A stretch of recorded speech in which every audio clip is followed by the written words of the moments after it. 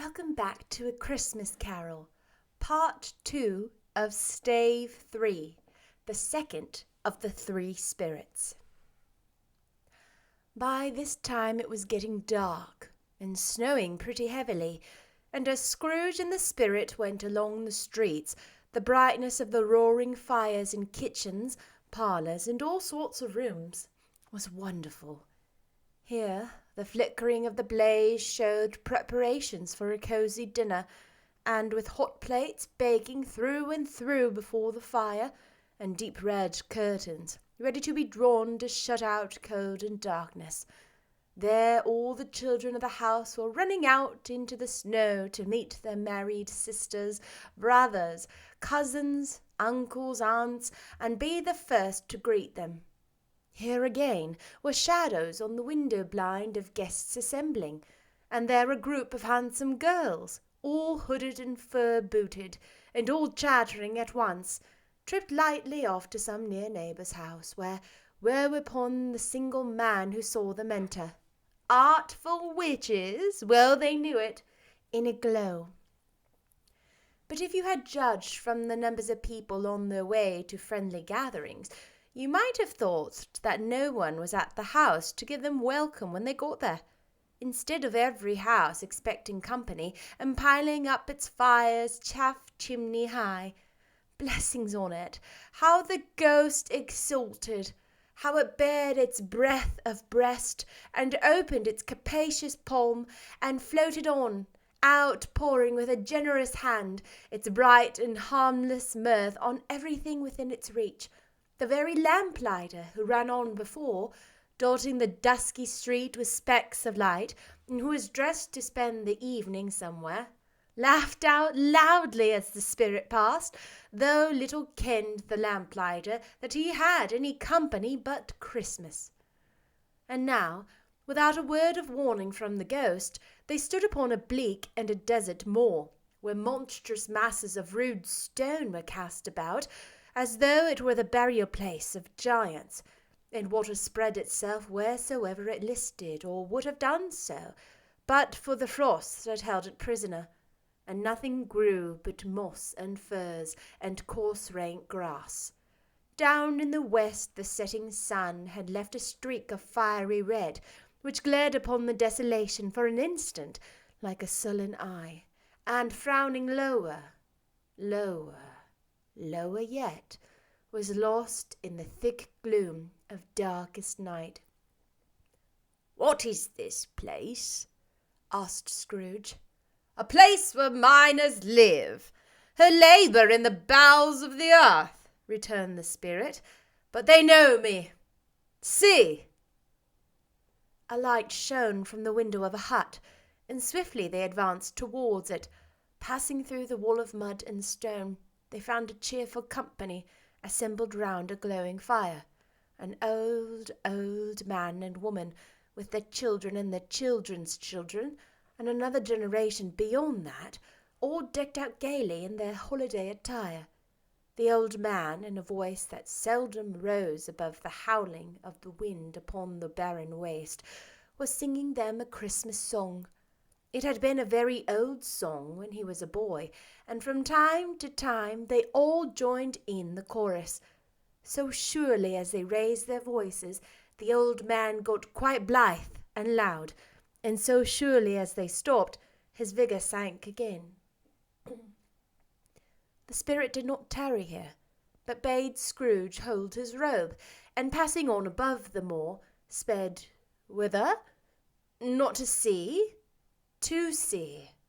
To Scrooge's horror, looking back, he saw the last of the land, a frightful range of rocks behind them, and his ears were deafened by the thundering of water, as it rolled and roared and raged among the dreadful caverns it had worn, and fiercely tried to undermine the earth.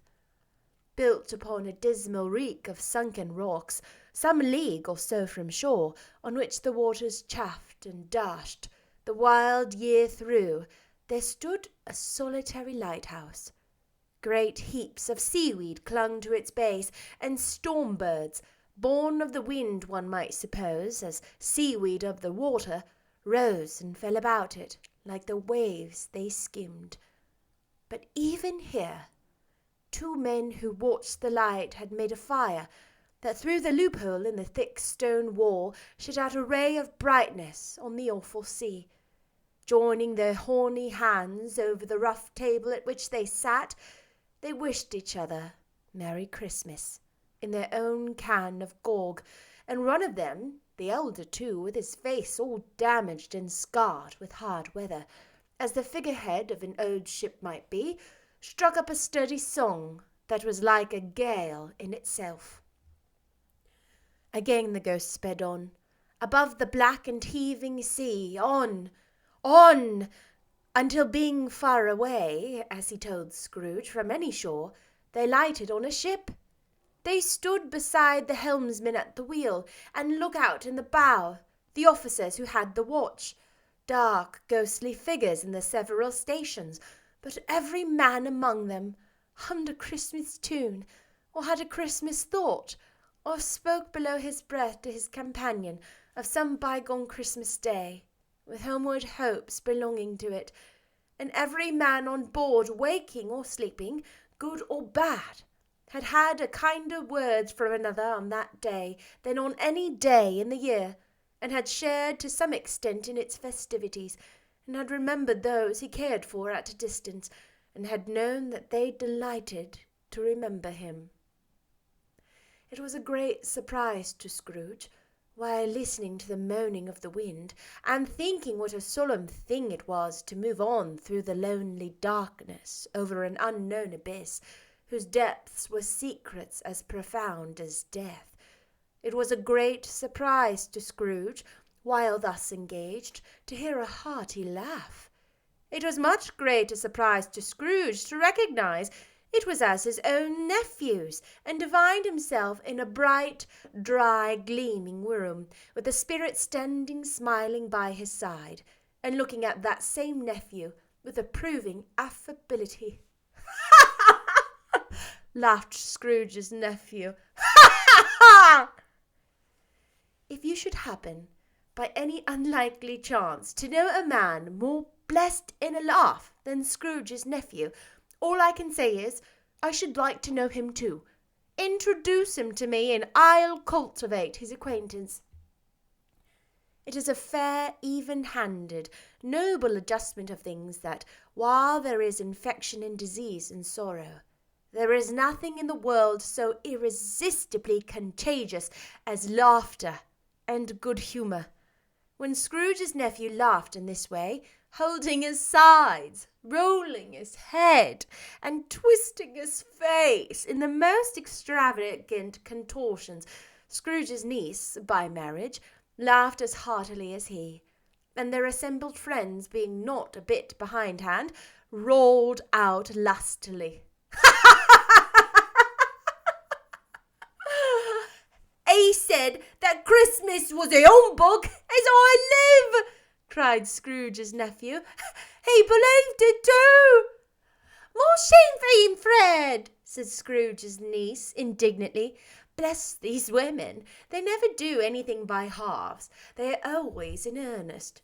She was very pretty, exceedingly pretty, with a dimpled, surprised-looking, capital face, a ripe little mouth that seemed made to be kissed, as no doubt it was, all kinds of good little dots about her chin that melted into one another when she laughed, and the sunniest pair of eyes you ever saw in any little creature's head.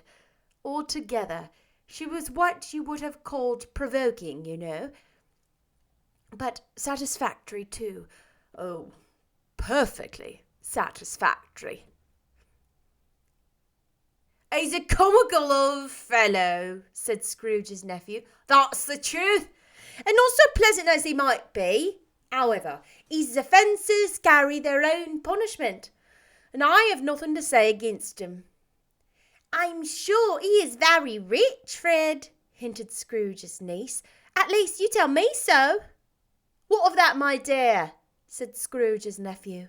His wealth is of no use to him. He don't do any good with it. He don't make himself comfortable with it. He hasn't the satisfaction of thinking, ha, ha, ha, that he is ever going to benefit us with it." "I have no patience with him," observed Scrooge's niece. Scrooge's niece's sisters and all the other ladies expressed the same opinion. "Oh, I have," said Scrooge's nephew. "I'm sorry for him. I couldn't be angry with him if I tried. Who suffers by his ill whims? Himself. Always. Here, he takes it into his head to dislike us, and he won't come dine with us. What's the consequence? He don't lose much of a dinner." "Indeed, I think he loses a very good dinner," interrupted Scrooge's niece. Everybody else said the same, and they must be allowed to have been competent judges, because they had just had dinner, and, with the dessert upon the table, were clustered round the fire by lamplight. "Well, I'm very glad to hear it," said Scrooge's nephew, "because I haven't great faith in these young housekeepers. What do you say, Topper?" Topper had clearly got his eye upon one of Scrooge's niece's sisters, for he answered that a bachelor was a wretched outcast, who had no right to express an opinion on the subject, whereat Scrooge's niece's sister, the plump one with the lace tucker, not the one with the roses, blushed. "Do go on, Fred," said Scrooge's niece, clapping her hands. "He never finishes what he was beginning to say. He's such a ridiculous fellow." Scrooge's nephew revelled in another laugh, and as it was impossible to keep the infection off, though the plump sister tried hard to do it with aromatic vinegar, his example was unanimously followed.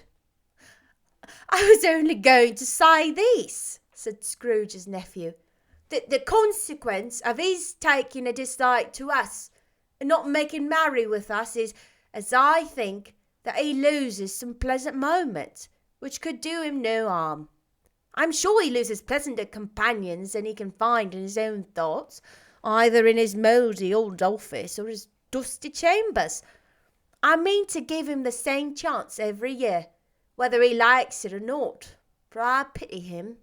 He may rail at Christmas till he dies, but he can't help thinking better of it. I defy him, if he finds me going there in good temper, year after year, and saying, 'Uncle Scrooge, how are you?' if it only puts him in the vein to leave his poor clerk £50, that's something. And I think I shook him yesterday." It was their turn to laugh now at the notion of his shaking Scrooge, but being thoroughly good-natured, and not much caring what they laughed at, so they laughed at any rate, he encouraged them in their merriment, and passed the bottle joyously. After tea they had some music, for they were a musical family, and knew what they were about when they sung a glee or catch, I can assure you. Especially Topper, who could growl away in the bass like a good one, and never swell with large veins in his forehead, or get red in the face over it. Scrooge's niece played well upon the harp, and played among other tunes a simple little air, a mere nothing, you might learn to whistle it in a minute or two, which had been familiar to the child who fetched Scrooge from the boarding-school, as he had been reminded by the ghost of Christmas past. When this strain of music sounded, all the things that ghost had shown him came upon his mind. He softened more and more, and thought that if he could have listened to it often, years ago, he might have cultivated the kindness of life for his own happiness with his own hands, without resorting to the sexton's spade that buried Jacob Marley. But they didn't devote the whole evening to music. After a while they played at forfeits, for it was good to be children sometimes, and never better than at Christmas, when its mighty founder was a child himself. Stop! There was a game of blind man's bluff. Of course there was. And I no more believe Topper was really blind than I believe he had eyes in his boots.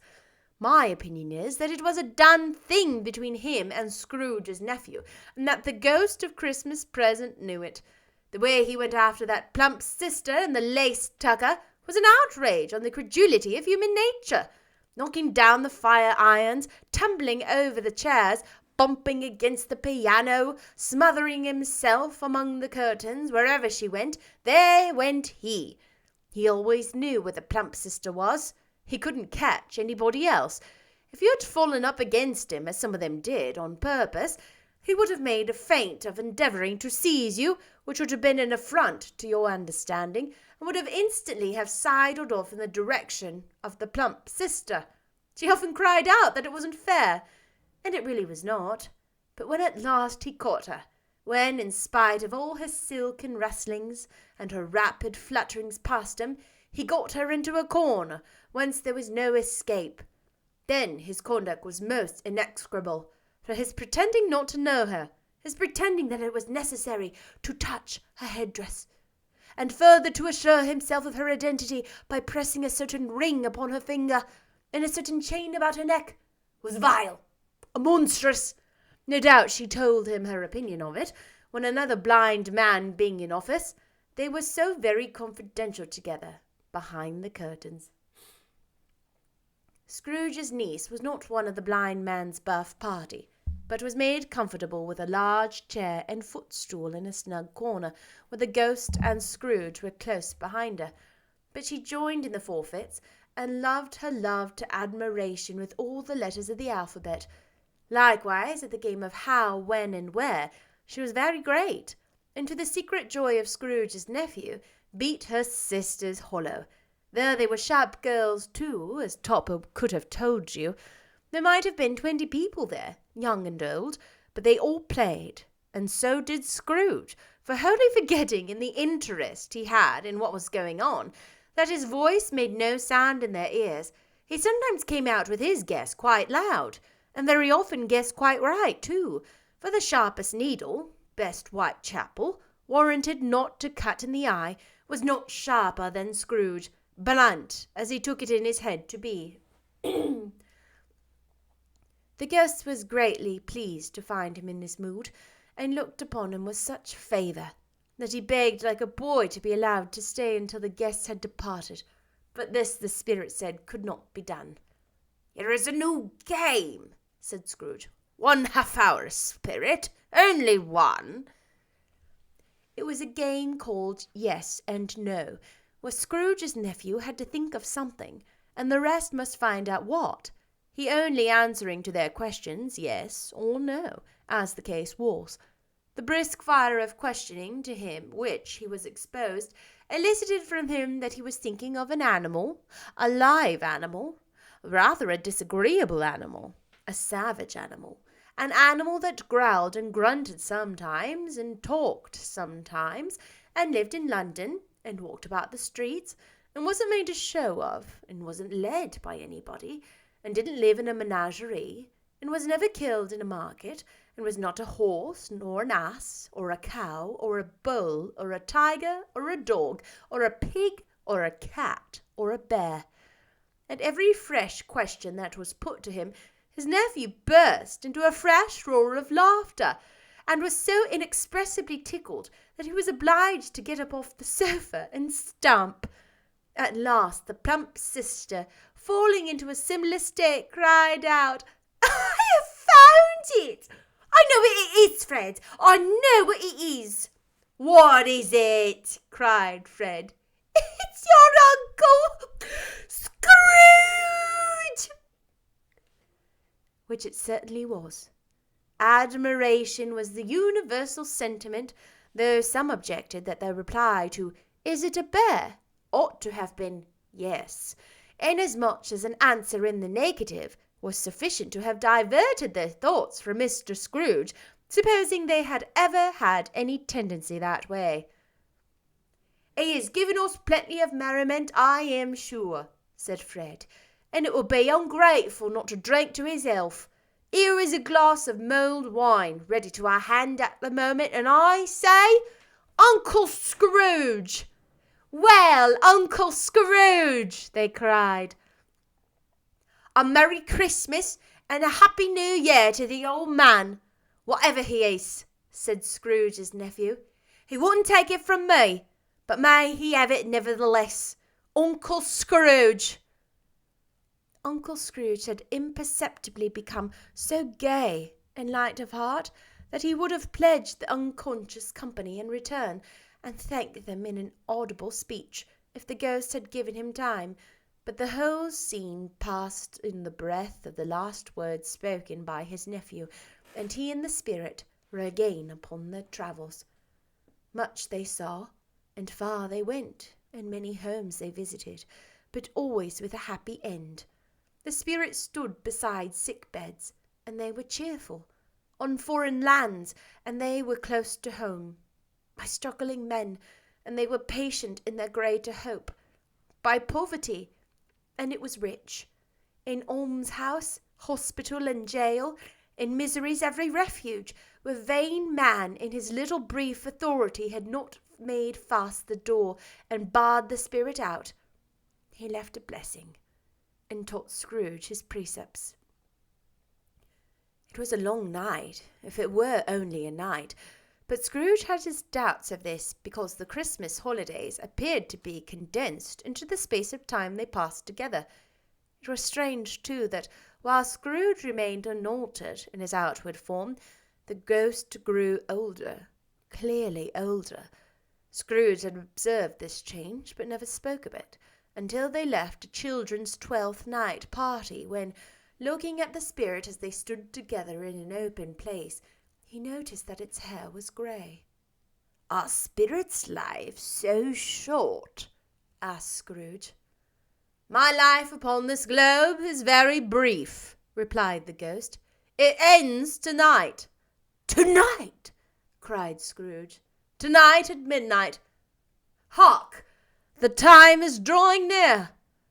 The chimes were ringing the 11:15 at that moment. "Forgive me if I am not justified in what I ask," said Scrooge, looking intently at the spirit's robe, "but I see something strange, and not belonging to yourself, protruding from your skirts. Is it a foot or a claw?" "It might be a claw, for the flesh there is upon it," was the spirit's sorrowful reply. "Look here." From the foldings of its robe it brought 2 children, wretched, abject, frightful, hideous, miserable. They knelt down at its feet, and clung upon the outside of the garment. "Oh, man! Look here! Look! Look down here!" exclaimed the ghost. They were a boy and a girl, yellow, meagre, ragged, scowling, wolfish, but prostrate, too, in their humility, where graceful youth should have filled their features out and touched them with its freshest tints. A stale and shriveled hand, like that of age, had pinched and twisted them and pulled them into shreds. Where angels might have sat enthroned, devils lurked and glared out menacingly. No change, no degradation, no perversion of humanity in any grade, through all the mysteries of wonderful creation, had monsters half so horrible and dread. Scrooge started back, appalled. Having them shown to him in this way, he tried to say they were fine children, but the words choked themselves. Rather than be parties to a lie of such enormous magnitude. "Spirit, are they yours?" Scrooge could say no more. "They are man's," said the spirit, looking down upon them, "and they cling to me, appealing from their fathers. This boy is ignorance, this girl is want. Beware them both, and all of their degree, but most of all, beware this boy. For on his brow I see that written which is doom. Unless the writing be erased, deny it," cried the spirit, stretching out its hands toward the city. "Slander those who tell it ye. Admit it for your facetious purposes, and make it worse, and bide the end." "Have they no refuge or resource?" cried Scrooge. "Are there no prisons?" said the spirit, turning on him for the last time with his own words. Are there no workhouses? The bell struck 12. Scrooge looked about him for the ghost, and saw it not. As the last stroke ceased to vibrate, he remembered the prediction of old Jacob Marley, and lifting his eyes, beheld a solemn phantom, draped and hooded, coming like a mist along the ground towards him. That's the end of stave 3. Ooh, child. Can I tell you, if you're not religious, you can totally disregard what I'm about to say. I think you could probably relate to it in some way, but as they go about and Christmas, the spirit of the present, Christmas present, is going about and blessing all these people, and not just the people you would think of, right? Not just the people in town, the people you see. People all the way out in the ocean on the ships. People all the way out in a lighthouse. Like these 2 old random gentlemen, poor, in this lighthouse all alone. And what I love is that wherever someone is thinking of Christmas, he is there.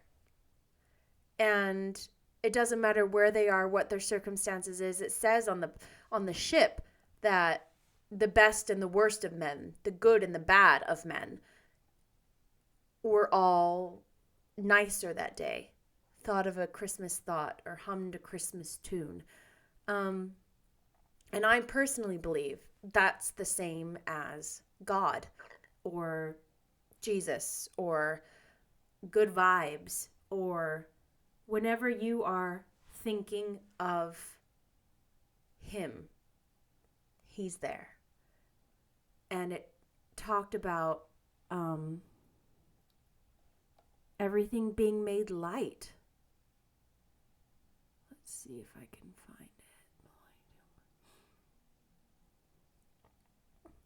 Hummed a Christmas tune or had a Christmas spot, or spoke below his breath to his companion of some bygone Christmas day and homeward hopes belonging to it. And every man on board, waking or sleeping, good or bad, had had a kinder word for another on that day than on any day of the year, and had shared to some extent in its festivities, and had remembered those he cared for at a distance, and had known that they delighted to remember him. I love that thought.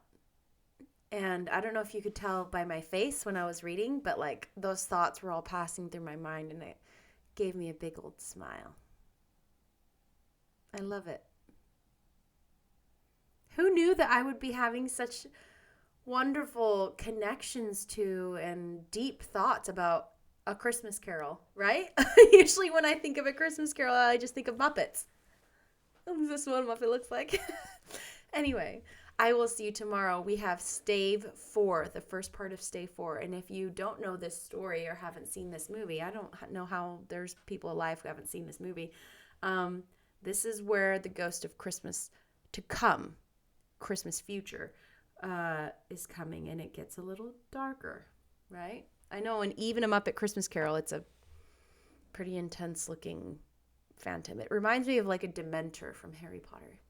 I love Harry Potter. I'm obsessed with Harry Potter. Anyway, I'll see you tomorrow. Bye.